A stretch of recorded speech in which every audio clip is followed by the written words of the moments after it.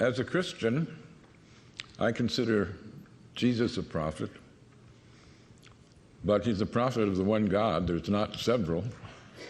As a Christian, I worship Allah. In the Quran, they ask Allah, through Muhammad, how they should pray. And here's one of many creeds in the Quran.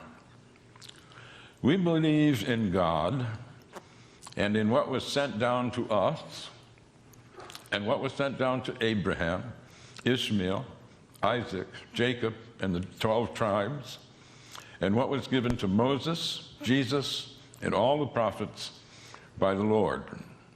We make no distinction between any of them, and we devote ourselves to him in all of them. That's a very inclusive creed.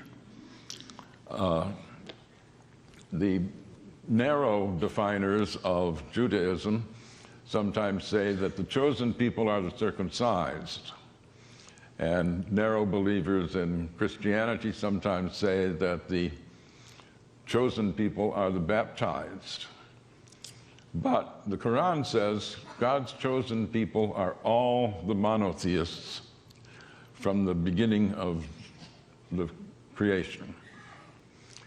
And when we think of the succession of prophets, they're given great praise. Muhammad praises Moses. In some ways, the most important prophet before Muhammad, though they're all directly from God, it's Jesus. Jesus is given a bigger accreditation than other prophets. John the Baptist is made a prophet so that he can prophesy Jesus. Mary, his mother, is the only woman named in the Quran. No wife of Muhammad is named. There's no Adam and Eve, there's Adam and spouse. But Mary is not only named, she's made sinless. She conceives Jesus in virgin birth. She is tremendously honored.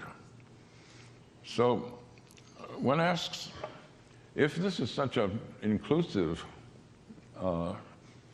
founding document of the religion, what is it that people object to? It's pretty easy to misrepresent Islam because so few have read the Quran. This book I published is a product of my shame. I was embarrassed.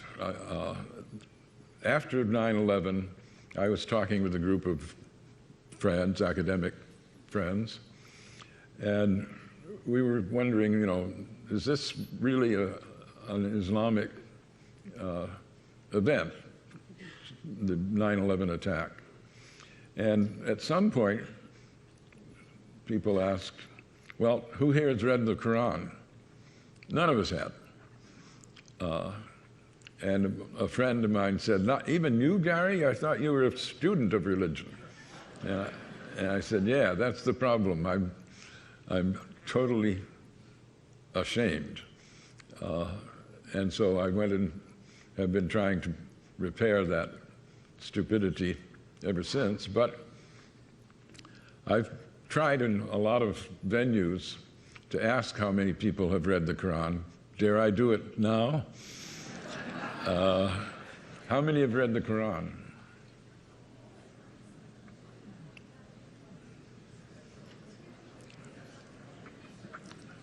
A minority, certainly. Well, I don't want to shame you, but I do. I think we should all be ashamed. We're throwing our weight around in a world where almost a quarter of the population are Muslims.